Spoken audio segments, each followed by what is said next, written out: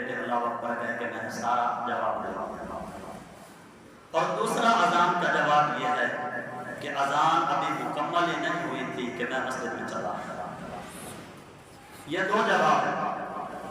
پہلا جواب یہ ہے، پہلا بھی دینا ضروری ہے، لیکن اس طرح ضروری ہے کہ زبان کے ساتھ ان کلمات کو دہرائیں بھی صحیح اور اس کے ساتھ ساتھ مسجد میں بھی آئیں۔ یہ نہیں کہ چارپائی کے اوپر لیٹا ہوا ہے، ادھر سے جو ہے وہ اذان آئی تو لیٹے لیٹے اس نے بھی شروع کر دی اذان کہ جواب دے رہا ہوں، تو اذان ختم تو سوچ بھی ختم۔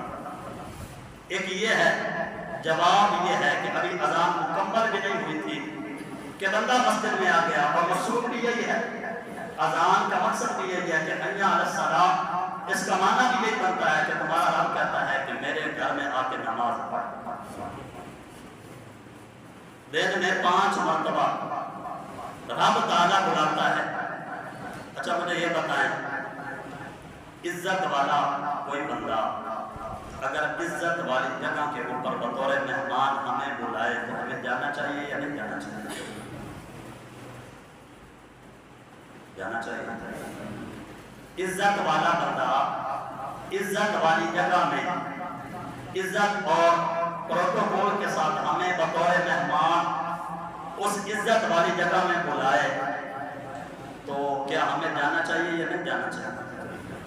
جانا چاہیے۔ ہر بندہ یہ چاہتا ہے کہ عزت والے کی بارگاہ میں جاؤں، عزت والی جگہ میں بیٹھوں، میرا جو ہے وہ میری تعظیم کی جائے، مجھے پروٹوکول دیا جائے، مجھے مہمان بنایا جائے۔ تو ہر بندہ یہ چاہتا ہے کہ کوئی عزت والا اگر عزت والی جگہ کے اوپر بلائے بطور مہمان تو جانا چاہیے۔ اب میرا سوال یہ ہے، کیا رب عزت والا ہے؟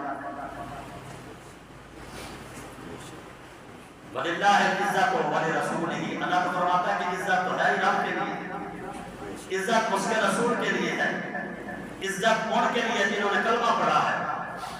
سوال میرا یہ ہے کہ عزت والا بندہ عزت والی جگہ میں بطور مہمان ہمیں بلائے، ہم جاتے ہیں، اب پھر سوال تو بنتا ہے کیا رب عزت والا نہیں؟ کیا مسجد عزت والی نہیں؟ کیا مسجد میں مہمان بننا یہ عزت کی بات نہیں؟ اور اگر عزت والا رب بھی ہے، عزت والی مسجد بھی ہے، مسجد میں مہمان بننا بھی اگر عزت کے قابل ہے تو پھر کیا وجہ ہے کہ دن میں 5 مرتبہ تو رب بلاتا ہے ہم نہیں جاتے؟ دو ہی مطلب ہیں، مطلب یا تو یہ ہے کہ ہم اپنے رب کو عزت والا سمجھتے ہیں، مسجد کو عزت والی سمجھتے نہیں، اپنے آپ کو بطور مہمان مسجد میں پسند نہیں کرتے۔ ہمیں اگر کوئی ٹورنامنٹ ہو، کوئی کبڈی ہو، کوئی ریس وغیرہ ہو، کوئی لڑائی وغیرہ ہو تو وہاں اگر ہمیں بطور مہمان بلایا جائے تو بڑے شوق سے جاتے ہیں، جا کے وہاں خدمت بھی کریں گے، خدمت سے مراد یہ پیسے وغیرہ بھی دیں گے، اور بڑی بڑی واہ ہوتی ہے، بعد میں ملنے جلنے والے کو بتاتے بھی ہیں کہ فلاں جگہ پہ لڑائی ہو رہی تھی تو مجھے بطور مہمان بلایا گیا تھا، فلاں جگہ پہ ٹورنامنٹ ہو رہا تھا تو مجھے بطور مہمان بلایا گیا، اور اسی بندے کو دن میں 5 مرتبہ اپنا رب اپنے گھر میں بطور مہمان بلاتا ہے، لیکن یہ رب کے گھر میں مہمان بن کے نہیں جاتے۔ کیوں؟ اس لیے کہ ایمان کی کمی ہے، ایمان کی کمزوری ہے۔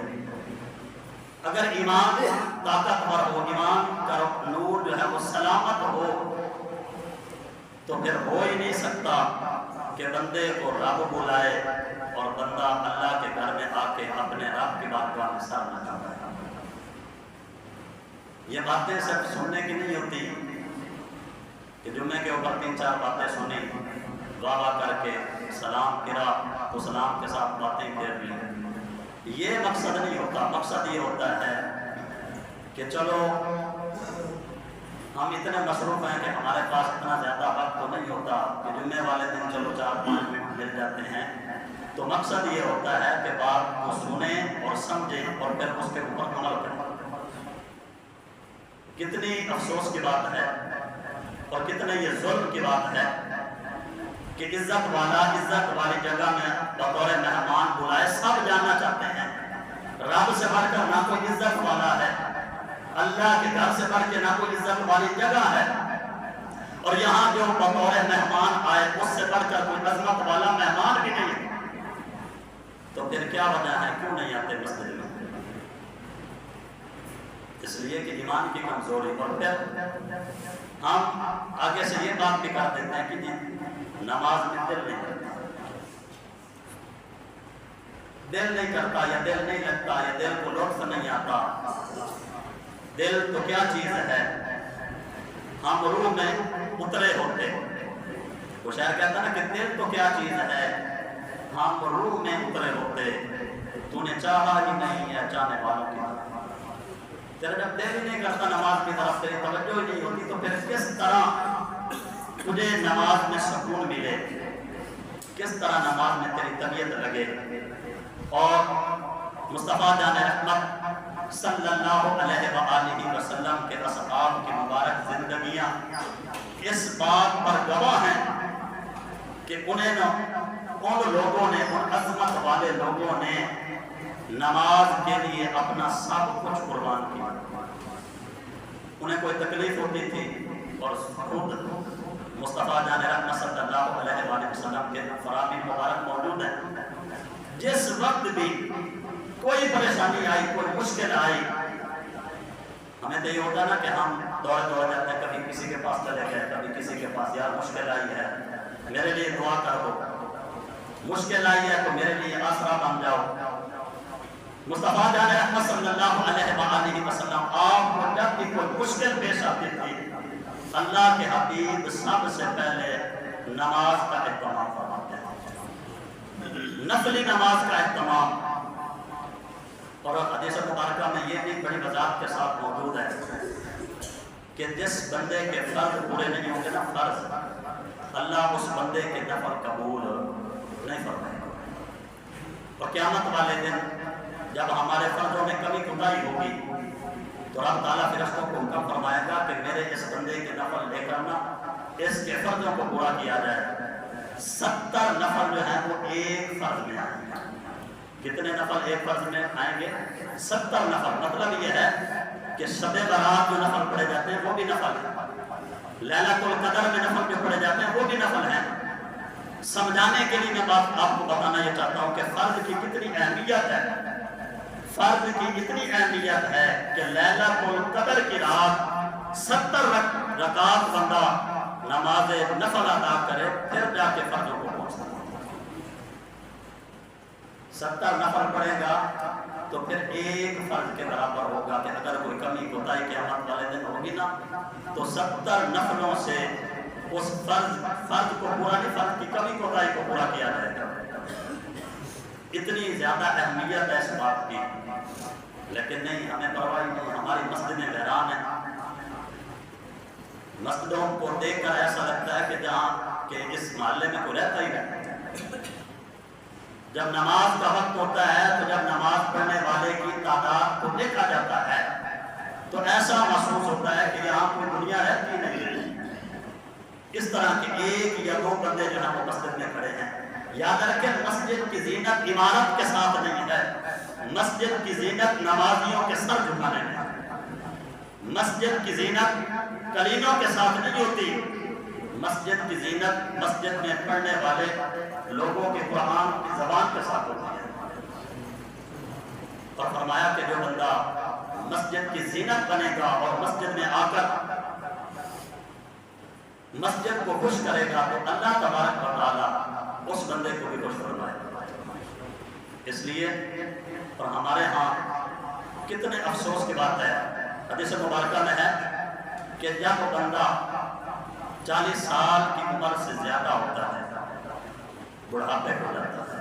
اگر میری بات آپ لوگوں کو کوئی غلط لگے تو پہلے سے میں معذرت کرتا ہوں، لیکن سن لیں، 40 سال کے بعد جب بندہ 40 سال کی عمر سے آگے جاتا ہے تو اس کو بزرگ کہا جاتا ہے۔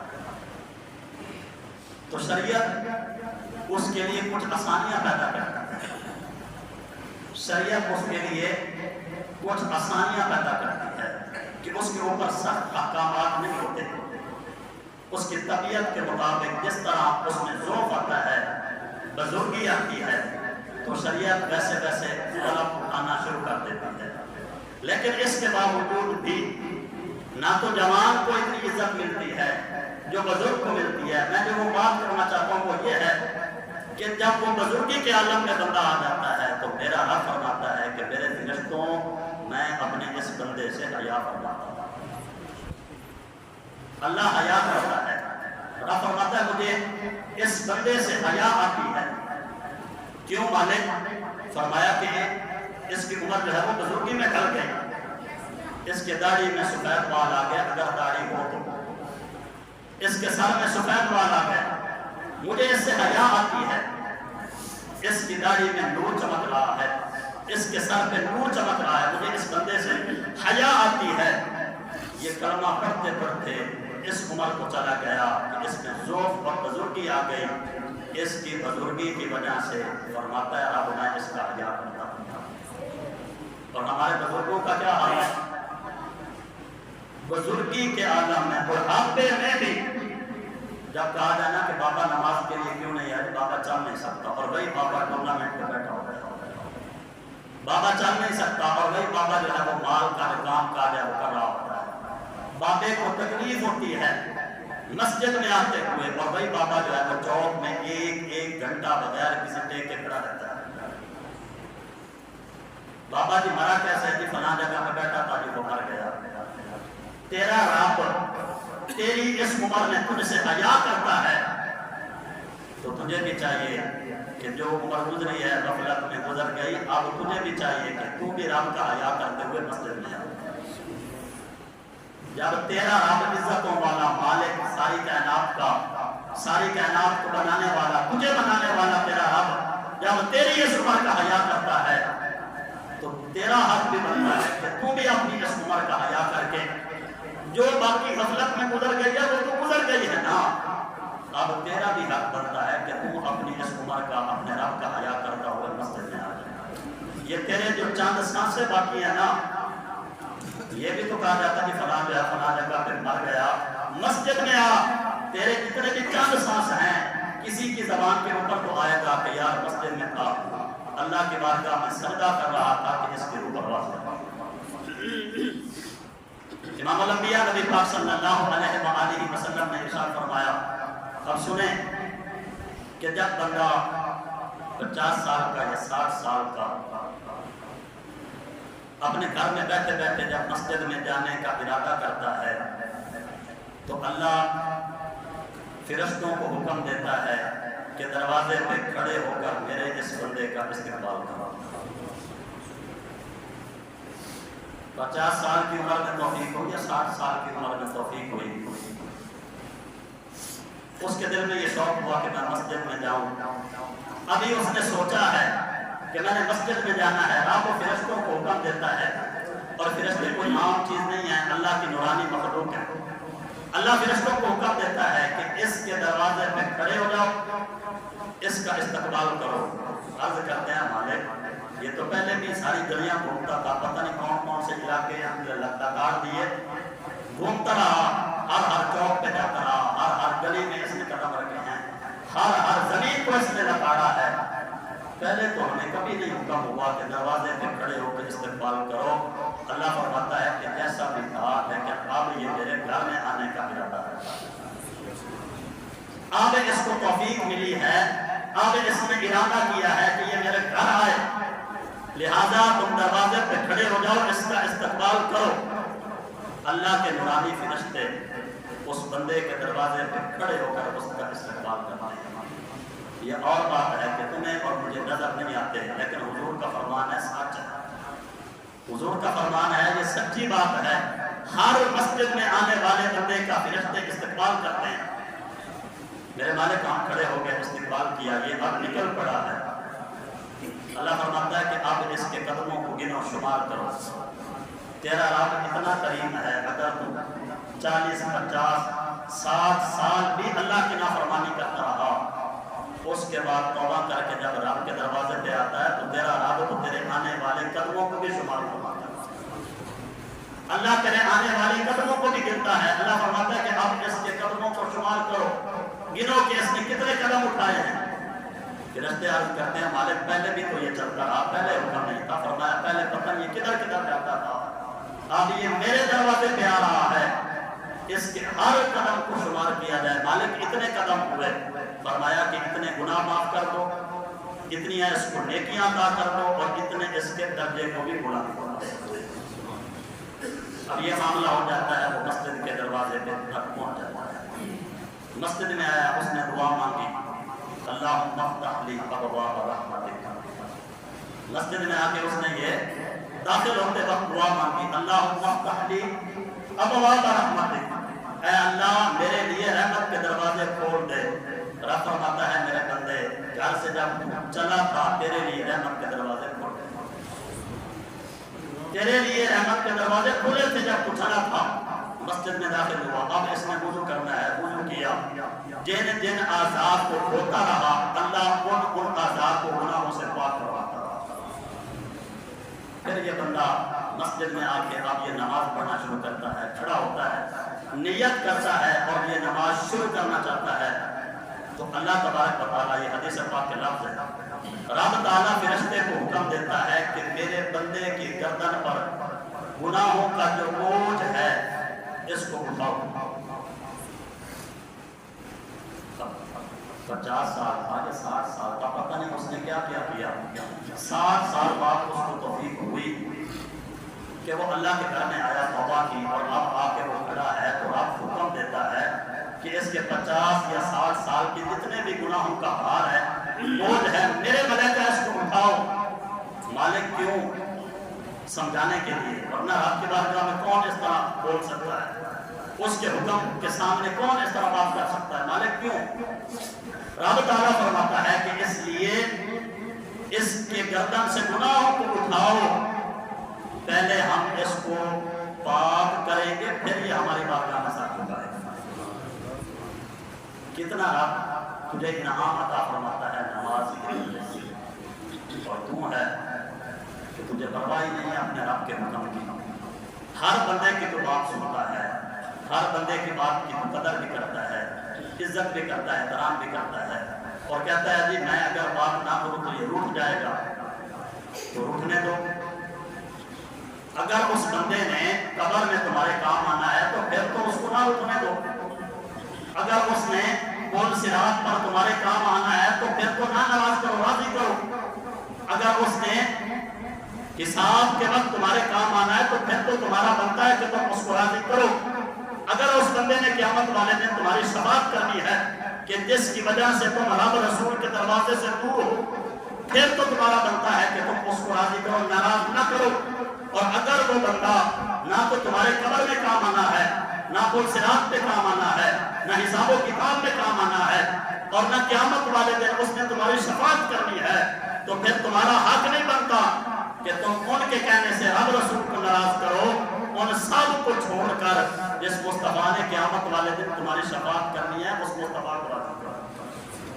اور حضور نے فرمایا کہ نماز میری آنکھوں کی ٹھنڈک ہے, نماز میں میری آنکھوں کی ٹھنڈک ہے, یا نماز ہی میری آنکھوں کی ٹھنڈک ہے. تو مصطفیٰ جان رحمت صلی اللہ علیہ وآلہ وسلم کے حکم کے اوپر عمل کرتے ہوئے ہمیں چاہیے کہ ہم نماز پڑھیں. بہت دکھ ہوتا ہے, بہت تکلیف ہوتی ہے. کبھی آیا کریں نا آپ, کبھی کبھی میں یہ نہیں کہتا کہ 5 وقت آ جائیں آپ, اگر آپ کو تکلیف ہوتی ہے تو 5 وقت آنے میں, لیکن کبھی کبھی آ کر صرف وزٹ کیا کریں, دیکھا کریں کہ آپ کی مسجد میں جب جماعت کھڑی ہوتی ہے تو کتنے لوگ پیچھے کھڑے ہوتے ہیں امام کے, 1 یا 2, اور یوں محسوس ہوتا ہے جیسے یہاں کوئی رہتا ہی ہے. بڑا قرض ہے سر تے نماز والا, بڑا قرض ہے سر تے نماز والا, سروں لابے دل برا واسطہ ہے. جب تک نماز مکمل نہیں کرو گے تب تک چھٹکارا نہیں ہوگا. اللہ ہمیں اپنے فرضوں کی قدر